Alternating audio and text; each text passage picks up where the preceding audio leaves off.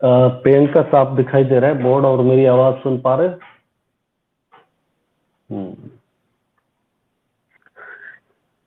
तो कल हमने वैसे तो रिवीजन तो दोनों का ही किया था, परमानेंट एग्जीक्यूटिव और पॉलिटिकल एग्जीक्यूटिव्स का, कि राजनीतिक कार्यपालिका और स्थायी कार्यपालिका। अब स्थायी कार्यपालिका में आज हम बात कर लेते हैं कि इसका क्लासिफिकेशन किस तरह से है, मतलब ये काम कैसे करती है।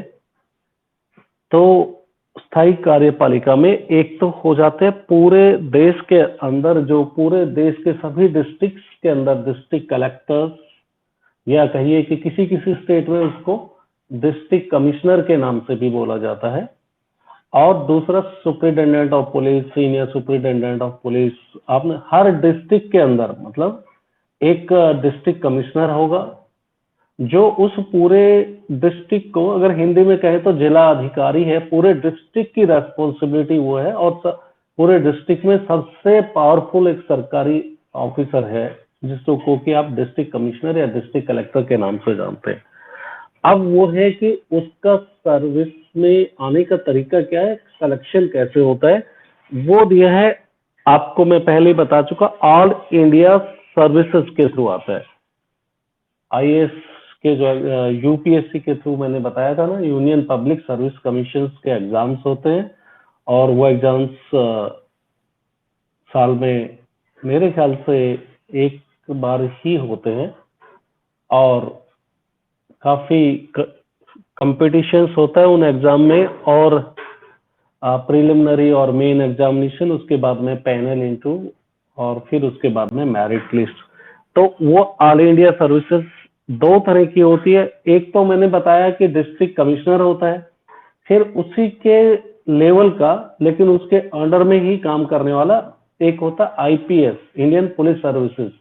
जैसे पुलिस का डिस्ट्रिक्ट के अंदर जो सबसे बड़ा अफसर होता है, जिसको कि सुप्रिटेंडेंट ऑफ पुलिस बोलते हैं, यानी कि हर डिस्ट्रिक्ट में एक एसपी होगा, और डिस्ट्रिक्ट अगर बड़ा है तो एसएसपी होगा, सीनियर सुप्रिटेंडेंट ऑफ पुलिस। अगर डिस्ट्रिक्ट नॉर्मल है तो सुप्रिटेंडेंट ऑफ पुलिस।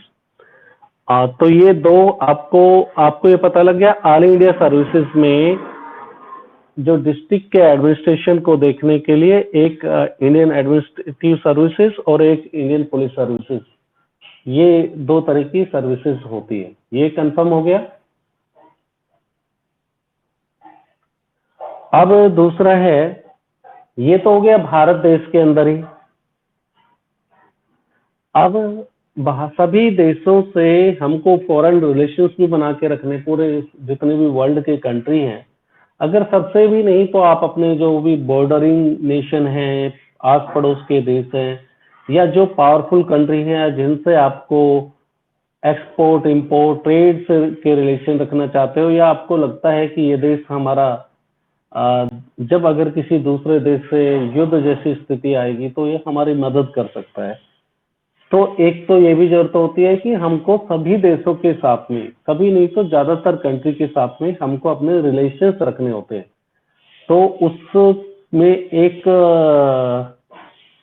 तो होता है एम्बेसडर, राजदूत बोला जाता है, एमिसेरी भी बोलते हैं उसको। ये एक पॉलिटिकली अपॉइंटेड होता है, मतलब ये कोई चुनाव लड़के नहीं आता। जिस पार्टी की भी सरकार होती है, वो अपने विश्वास पात्र आदमी को, जिसके ऊपर उसको कॉन्फिडेंस है कि हाँ ये, अगर मान लो किसी को रसिया में आज के दिन भेजा जाना है, तो नरेंद्र मोदी की जो गवर्नमेंट है वो सोचती है कि रसिया के साथ में रिलेशंस को और अच्छा बनाने के लिए हमारे पास, जिसको पूरे रसिया के साथ भारत के रिलेशंस पास्ट में कैसे रहे हैं उसके बारे में भी जानकारी हो, तो ऐसे इंसान को हम राजदूत बना के भेज देते हैं। और भी कई सारे कंडीशंस हो सकती हैं। तो एक तो सबसे बड़ी जो पोस्ट है जो राजनीतिक रूप से अपॉइंटेड होता है, वो होता है राजदूत। जैसे हमने रसिया का भी, रसिया के जो कैपिटल है उसमें भी भेजा होगा, और अमेरिका की कैपिटल है वहां पर भी, और दूसरे भी, चाहे अपने देश के रिलेशंस ठीक नहीं है तो जैसे पाकिस्तान है, पाकिस्तान में भी हमारा राजदूत रहता था, लेकिन जैसे जैसे रिलेशंस अगर खराब होते हैं तो फिर उस टाइम में वापस बुला लेते हैं। तो इस तरह से हर देश में एक पॉलिटिकल एग्जीक्यूटिव कह सकते हो कि राजनीतिक रूप से अपॉइंटेड, वो कोई सिविल सर्विसेज का अधिकारी नहीं है, वो राजनीतिक रूप से अपॉइंटेड है। ऐसे इंसान के नीचे फिर वो अकेला क्या करेगा, वहां पर उसका एक ऑफिस होगा, तो ऑफिस में उसको भी जैसे यहाँ पर इंडिया के अंदर हर मिनिस्ट्री के अंदर आईएएस अधिकारी होते हैं, जिसको secretary, deputy secretary, assistant secretary के पद पे रहते हैं, जो कि कानून बनाने में हेल्प करते हैं डिपार्टमेंट वाइज। सिमिलरली इसी तरह से विदेशों के अंदर जब कोई राजनीतिक रूप से कोई पॉलिटिकल एग्जीक्यूटिव है, तो उसके साथ भी काम करने के लिए तो अधिकारी चाहिए कि नहीं, ये बताइए।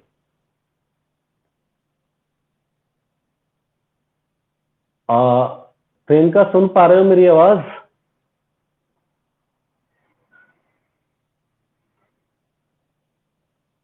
तो बताओगे, नहीं तो कैसे पता लगेगा।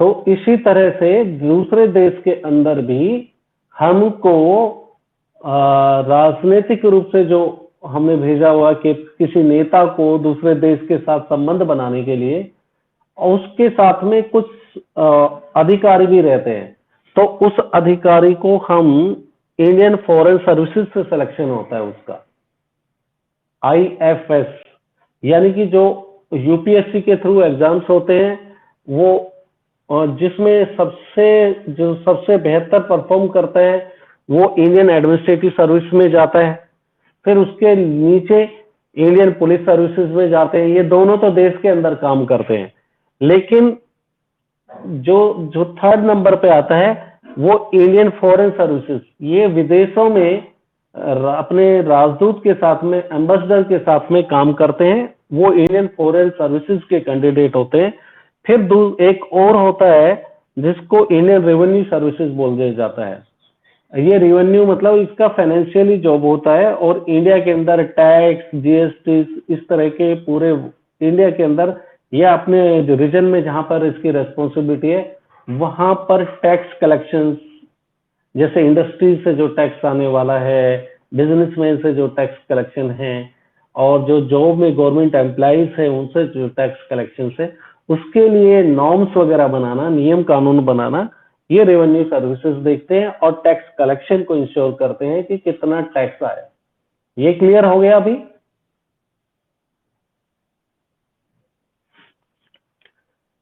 देखो, तीन तरह की सर्विसेज या चार तरह की सर्विसेज होती है जिनको सिविल सर्विस के नाम से बोला जाता है, जो देश के अंदर आपके प्रशासन को संभालती है। आवाज तो आ रही है बेटा साहब से? आवाज साफ है?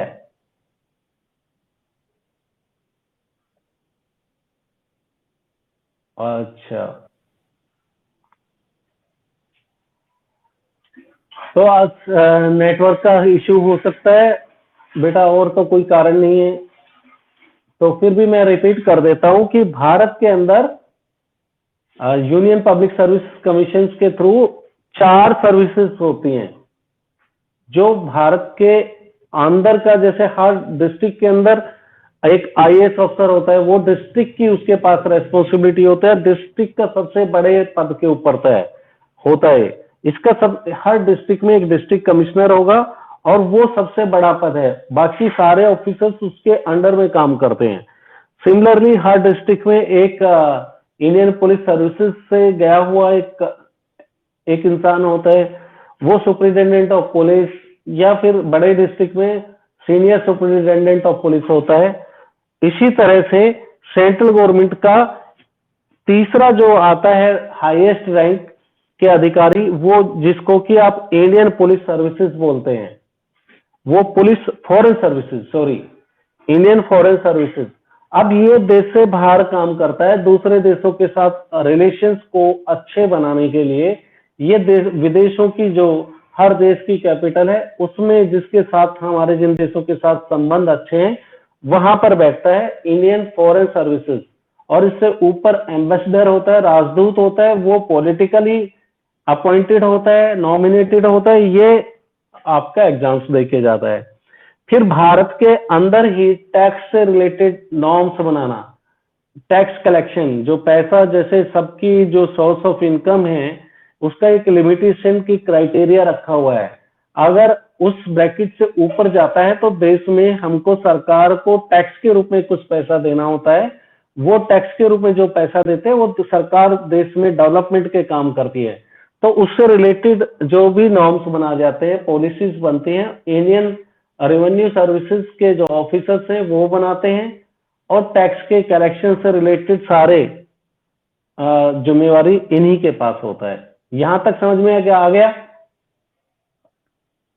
Very good. अब इसी तरह से जो स्टेट के अंदर, ये तो हमने बोला जो सेंट्रल गवर्नमेंट के कॉम्पिटिटिव यूपीएससी के थ्रू चुन के आते हैं उनकी बात है। अभी इनका ये आता है कि भाई कोई एडमिनिस्ट्रेटिव सर्विस में कैसे जाएगा, पुलिस सर्विस में कैसे जाएगा, क्योंकि एग्जाम एक ही होता है। इंडियन फॉरेन सर्विसेज में कैसे जाएगा, रेवेन्यू सर्विसेज में कैसे जाएगा, तो ये डिपेंड करता है उसका मेरिट के बेसिस के ऊपर। मेरिट प्लस में इंडिविजुअल की चॉइस, अगर दोनों कोरिलेट करती है, मैच करती है, तो फिर उसके बाद में उनका अपॉइंटमेंट होता है। सपोज करो कि किसी के मार्क्स भी अच्छे हैं और उसकी चॉइस, फर्स्ट चॉइस भी इंडियन एडमिनिस्ट्रेटिव सर्विस है, तो उनका अपॉइंटमेंट इंडियन एडमिनिस्ट्रेटिव सर्विसेज में होगा। वो किसी डिस्ट्रिक्ट का कलेक्टर वगैरह जो शुरू में बनता है वो बता रहा हूँ, फिर बाद में तो काफी बड़ी पोस्ट तक पहुंच जाते हैं, वो डिस्ट्रिक्ट कलेक्टर बनेगा। फिर अगर किसी की चॉइस इंडियन पुलिस सर्विसेज में है, पुलिस में जाना चाहता है और उसके मार्क्स भी उसी तरह के हैं, तो पुलिस सर्विसेज। थर्ड चॉइस आती है इंडियन फॉरेन सर्विसेज के विदेश सेवा के लिए जो जाना चाहता है तो वो है। फिर जो सबसे कम मार्क्स होते हैं उनको इंडियन रेवेन्यू सर्विसेज में भेज दिया जाता है। यहां तक भी क्लियर हो गया होगा? हाँ, मतलब चॉइस प्लस में मेरिट में आपके मार्क्स, ये दोनों के ऊपर डिपेंड करता है। ये सारे ऑफिसर्स क्योंकि सेंट्रल गवर्नमेंट के हैं तो इनको अपॉइंटमेंट भी सेंट्रल गवर्नमेंट ही करती है, ठीक है ना, केंद्र सरकार करती है। और ये केंद्र सरकार अपॉइंटमेंट जरूर करती है, लेकिन आपने ये भी देखा ना कि हर डिस्ट्रिक्ट में रहता है, तो इनकी जो रेस्पॉन्सिबिलिटी है सेंट्रल गवर्नमेंट करेगी, लेकिन स्टेट के अंदर करेगी। हर स्टेट के हर डिस्ट्रिक्ट के अंदर एक आईएएस अफसर होगा जो डिस्ट्रिक्ट कमिश्नर होगा या डिस्ट्रिक्ट कलेक्टर कहिए, जो भी कहिए। और सारा इनका अपॉइंटमेंट ही नहीं, इनका प्रमोशन, आगे बढ़ने का तरीका और इनकी सैलरीज, इनकी तनख्वाह और इनकी पोस्टिंग, ट्रांसफर, ये सारा भी सेंट्रल गवर्नमेंट देखती है। जो देश की केंद्र सरकार है वो देखती है, और वो चाहे तो उसको स्टेट गवर्नमेंट में अपॉइंटमेंट किया है, चाहे तो सेंट्रल गवर्नमेंट में लेके आ सकती है। तो ये सारी की सारी पावर स्टेट गवर्नमेंट के पास ना होकर सेंट्रल गवर्नमेंट के पास में है। और कोई अगर ढंग से काम नहीं कर रहा है, मान लो कि कोई सेंट्रल गवर्नमेंट का ऑफिसर है जो स्टेट के अंदर है, तो उसके ऊपर अगर उसके ऊपर करप्शन के चार्जेस है, कुछ भी है, तो डिसिप्लिनरी एक्शंस जो लेना है वो भी केंद्र सरकार लेगी। कहने का मतलब, मान लो कि कोई हरियाणा में आईएएस अफसर पोस्टेड है, रेवाड़ी का डिस्ट्रिक्ट कलेक्टर है, और उसने कोई गलती की है, कोई डिसिप्लिनरी के मतलब इनडिसिप्लिन काम किया है, तो क्या एक्शन लेना है, उसको क्या पनिशमेंट देना है। अब बच्चे तो है नहीं क्या उसको मतलब कोई डांट देंगे, डंडा मारेंगे, तो उसका डॉक्यूमेंट्स के अंदर कुछ एंट्री की जाती है जो उसके कैरियर प्रोग्रेशन के ऊपर असर आता है, आगे भविष्य में उसके प्रमोशन के ऊपर इफेक्ट पड़ता है। तो वो भी सारे केंद्र की सरकार ही लेती है, क्योंकि इनका सिलेक्शन, इनका प्रमोशन, इनका अपॉइंटमेंट, इनके ट्रांसफर, इनके सारे काम केंद्र सरकार देखती है। और इनका डिसिप्लिनरी एक्शन लेना वो भी केंद्र सरकार के जुरिस्डिक्शन में आता है, उनकी जिम्मेवारी में आता है। तो this means that the key control of the central government, मतलब कहने का मतलब ये हुआ इनके ऊपर पूरा कंट्रोल केंद्र सरकार का रहता है। और ना सिर्फ आईएएस ऑफिसर्स और आईपीएस ऑफिसर्स, बल्कि एक स्टेट पब्लिक सर्विस कमीशन भी होता है।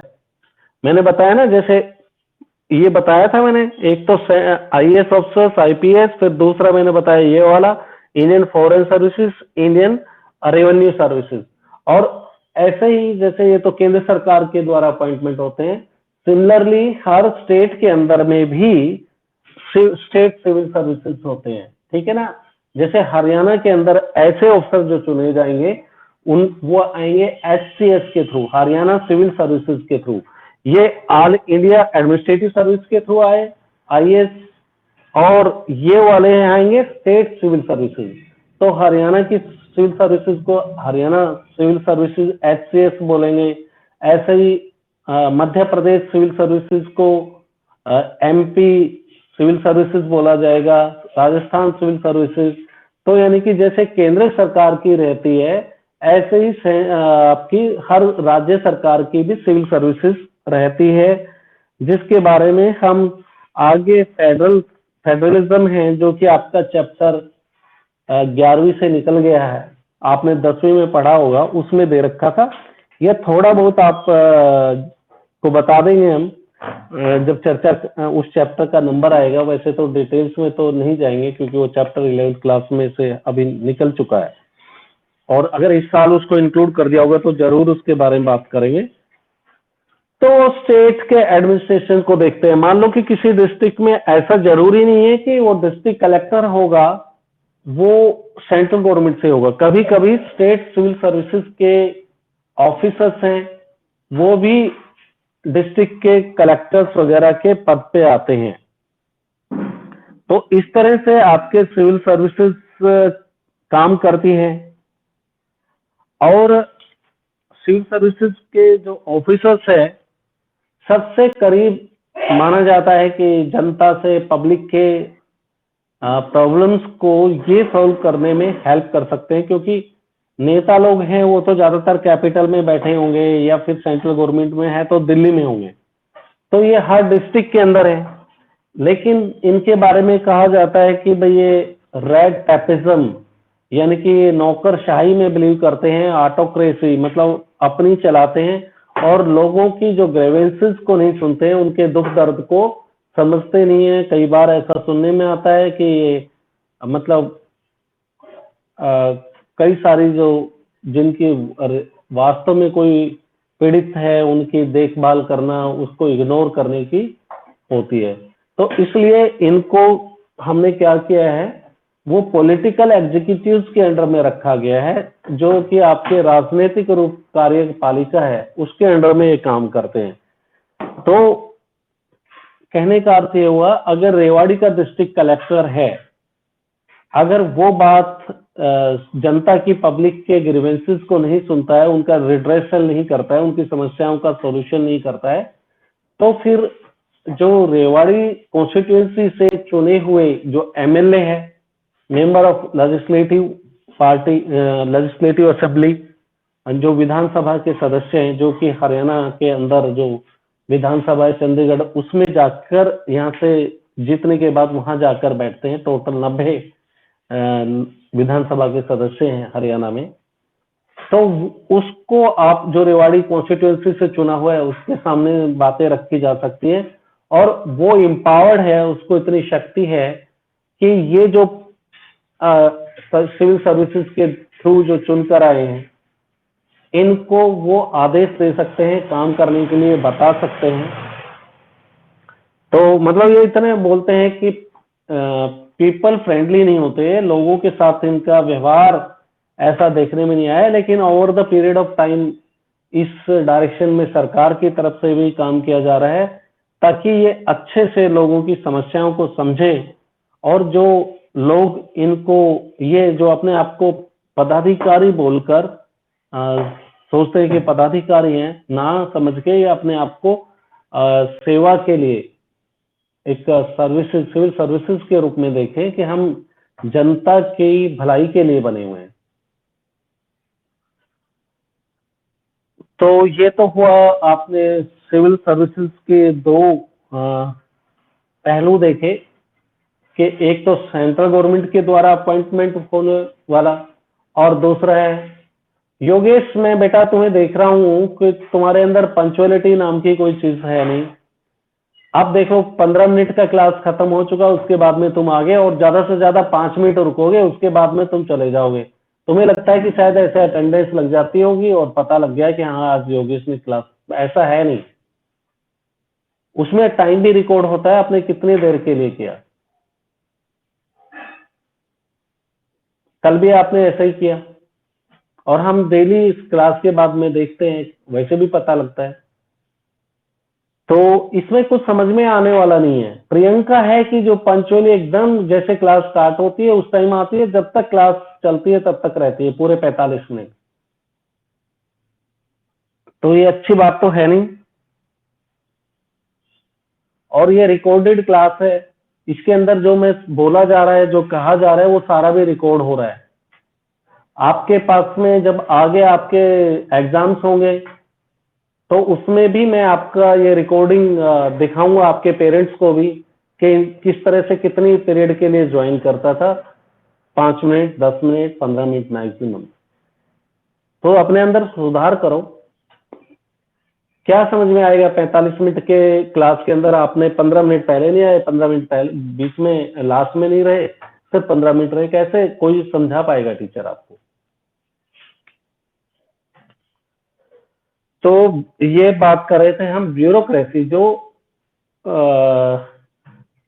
अपॉइंटमेंट हुए लोग हैं जिनको परमानेंट एग्जीक्यूटिव कहते हैं, इसको आप परमानेंट एग्जीक्यूटिव भी बोल सकते हैं या ब्यूरोक्रेट्स भी बोल सकते हैं, ठीक है ना।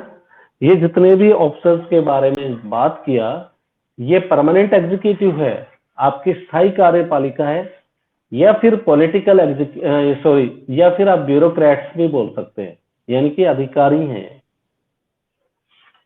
तो इस तरह से आपका ये जो चैप्टर है पूरा हो गया, और मैंने इस चैप्टर के हिंदी वालों के नोट्स का तो पीडीएफ बना दिया है और वो आज मैं डाल दूंगा। मैंने कहा था कल के लिए, लेकिन कल नहीं डाल पाया, अभी मैंने पीडीएफ बना दिया है। और इंग्लिश मीडियम में सिर्फ प्रियंका है। प्रियंका, मैं आपको कई बार बोल रहा हूँ कि आप किस नंबर पे नोट्स चाहते हो। कल भी मैंने फोन नंबर, आप परसों शायद आपने पूछा था, मैंने बताया था, तो आप मेरे को मैसेज कर दीजिए मेरे फोन पे, ताकि मैं उसी में, आप अकेले हो इंग्लिश मीडियम का, तो आपके पास में, मैं आपके पास में नोट्स भेज पाऊं। ये इस चैप्टर का जो है पूरा, जो आपके एनसीईआरटी का चैप्टर है एग्जीक्यूटिव, इसका पूरा डाउनलोड करके भेज देता हूं, आप पढ़ पाओ, उसके नोट्स वगैरह तैयार कर पाओ। समझ पा रहे हो? तो बेटा करो ना, मैं एक मैसेज कर दो किस नंबर पे भेजना है। परसों भी मैंने कहा, आज जरूर कर देना। और फिर दोबारा से रिपीट कर देता हूँ, 704222777214 पे। तो इस पूरे चैप्टर को हमने कर लिया है, और 3 चैप्टर इस तरह से कंप्लीट हो गए अपने। इसके बाद में एक चैप्टर और ले लेते हैं, फिर उसके बाद में देखते हैं कितने दिनों तक ये कंटिन्यूअस रखते हैं। और नेक्स्ट चैप्टर होगा आपका लेजिस्लेचर के बारे में, विधायी का। तो उसके बारे में थोड़ा सा बात कर लेते हैं, क्योंकि ये चैप्टर तो जिसने अटेंड किए क्लास, मुझे लगता है कि उसमें तो, प्रियंका तुम्हें तो कोई डाउट नहीं होगा जितना पढ़ाया है चैप्टर के बारे में कोई। हाँ, तो बाकी क्लास के अटेंड के ऊपर ही पता लगता है कि कितना बच्चे ने अटेंड किया, अगर नहीं अटेंड किया तो कोई तरीका भी नहीं है। अब नेक्स्ट चैप्टर है विधायिका। विधायिका को हम ऐसे समझ सकते हैं जैसे इसको एग्जीक्यूटिव्स बोला जाता है, कार्यपालिका इस चैप्टर में हमने बात की। तो इसमें हमने 2 तरह का बात किया, थोड़ा सा हल्का सा रिवीजन, और फिर उसके बाद में नेक्स्ट चैप्टर के बारे में एक कॉन्सेप्ट डेवलप हो जाए कि क्या पढ़ने वाले हैं नेक्स्ट चैप्टर में। ये चैप्टर नंबर नेक्स्ट 5 होगा। वैसे हमारी तरफ से 4th चैप्टर होगा, क्योंकि हमने फर्स्ट चैप्टर आपको कराया नहीं है, वो क्लास में ही कराएंगे, ऑफलाइन, जब क्लास में हम बैठेंगे तब। तो हमने एग्जीक्यूटिव को पढ़ते हुए हमने 2 तरह के एग्जीक्यूटिव के बारे में बात की। एक राजनीतिक कार्यपालिका, जिसको कि इंग्लिश में पॉलिटिकल एग्जीक्यूटिव बोला जाता है। एक हमने बात की परमानेंट एग्जीक्यूटिव। अब उसको पॉलिटिकल क्यों बोला जाता है, इसको परमानेंट क्यों बोला जाता है, पूरा डिटेल्स में हमने डिस्कस किया कि पॉलिटिकली इलेक्टेड लोग होते हैं वो पॉलिटिकल एग्जीक्यूटिव कहलाते हैं। फिर हमने अलग अलग देशों के बारे में भी बात किया कि ना सिर्फ भारत में, हमने बात की फ्रांस की बात की, ब्रिटेन की बात की, उसके बाद में हमने जर्मनी की बात की। जर्मनी में जैसे प्रधानमंत्री को की पावर, अपने देश में प्रधानमंत्री और जर्मनी के चांसलर के पास में बराबर पावर है। हमने जापान की भी बात की। तो हमने बात की कि दो तरह के एग्जीक्यूटिव्स होते हैं पॉलिटिकल एग्जीक्यूटिव्स में। तुम्हारा भी ट्रेन का रिवीजन हो जाता है कुछ, इसको योगेश को भी समझ में आ जाएगा। और तो दो तरह के, एक तो नॉमिनल एग्जीक्यूटिव्स, एक रियल एग्जीक्यूटिव्स की बात की। नॉमिनल एग्जीक्यूटिव्स का मतलब या नाम मात्र की कार्यपालिका, जिसके पास में शक्तियां नहीं होती है, उसको नाम मात्र की कार्यपालिका कहते हैं, नॉमिनल एग्जीक्यूटिव्स बोला जाता है। भारत में जैसे आपके मतलब शक्तियां ना होने का मतलब शक्तियां कम होती है, या जो भी पावर कॉन्स्टिट्यूशन में दिया गया है उनका वो इस्तेमाल ना करके जो पॉलिटिकली डायरेक्टली इलेक्टेड लोग हैं वो करते हैं, जिनको जनता चुन के भेजती है, प्रत्यक्ष रूप से वो करते हैं। तो भारत में इनडायरेक्टली अपॉइंटेड कौन है? चुने हुए लोग। देश का राष्ट्रपति है, उपराष्ट्रपति है। इनको जनता प्रत्यक्ष रूप से नहीं चुनती है, ये जनता न चुन के ये हम चुनते हैं मेंबर ऑफ पार्लियामेंट को, मेंबर ऑफ लेजिस्लेचर को, विधायिका के सदस्यों को, हर स्टेट के अंदर एक जो विधानसभा है उसके सदस्यों को, और देश के लोकसभा के सदस्यों को, और राज्यसभा के सदस्यों को। राज्यसभा के सदस्यों को हम नहीं चुनते, कभी राज्यसभा के बारे में बात करेंगे तब कहेंगे। और ये जो लोकसभा के सदस्य या राज्य की विधानसभा के सदस्य, ये चुनाव में हिस्सा लेते हैं राष्ट्रपति के और उपराष्ट्रपति के में। यानी कि वो हमने नहीं चुने, इसलिए हमने उनको इनडायरेक्टली इलेक्टेड लोग कहा गया उनको, और उनको ज्यादा शक्तियां नहीं दी। कॉन्स्टिट्यूशन में तो पावर लिखा है उनके नाम से, लेकिन वो अपनी पावर का इस्तेमाल पॉलिटिकली डायरेक्टली अपॉइंटेड लोगों के, जो डायरेक्टली इलेक्टेड लोग हैं, जैसे प्राइम मिनिस्टर और उसकी कैबिनेट, उसके थ्रू उनकी पावर का इस्तेमाल किया जाता है। हमने इस चैप्टर में प्राइम मिनिस्टर के नहीं, शुरू से बात कर लेते हैं। राष्ट्रपति के पावर के बारे में बात की कि देश के राष्ट्रपति के पास में क्या क्या शक्तियां हैं, उपराष्ट्रपति के बारे में, और उनके अपॉइंटमेंट का तरीका, उनको रिमूवल के तरीका, कैसे राष्ट्रपति उपराष्ट्रपति का अपॉइंटमेंट होता है, चयन होता है, और उनको हटाया कैसे जाता है, उसके बारे में।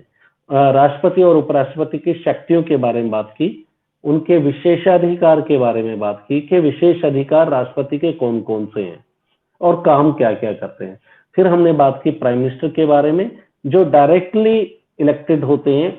प्राइम मिनिस्टर हमने कहा कि वो भारत में वास्तविक कार्यपालिका है, रियल एग्जीक्यूटिव है, उसके पास में सारी शक्तियां जो कॉन्स्टिट्यूशन में राष्ट्रपति के पास दी हैं, उनका असलियत में इस्तेमाल आपके देश में प्राइम मिनिस्टर और उसकी कैबिनेट कर दी है। फिर हमने प्राइम मिनिस्टर के बारे में बात की कि वो प्राइम मिनिस्टर के किस तरह से शक्तिशाली है, कि भाई वो तो कैबिनेट में जितने भी मिनिस्टर्स हैं उनको कभी भी किसी को भी अपॉइंटमेंट कर सकता है, किसी को रिमूवल कर सकता है। वो देश को रिप्रेजेंट करता है, दूसरे देशों के अंदर जितनी भी मीटिंग्स होती हैं वहां पर वही जाते हैं, या वो अपनी तरफ से किसी को अपॉइंटमेंट करके भेजता है। हमने बात किया मीडिया के सामने सरकार का पॉइंट ऑफ व्यू रखता है, और देश के अंदर जितनी भी पॉलिसीज वगैरह बनाया जाता है वो पार्लियामेंट का, जो लोकसभा जो है, दो सदन है पार्लियामेंट के, लोकसभा राज्यसभा, वो लोकसभा में सरकार का लीडर भी वही होता है।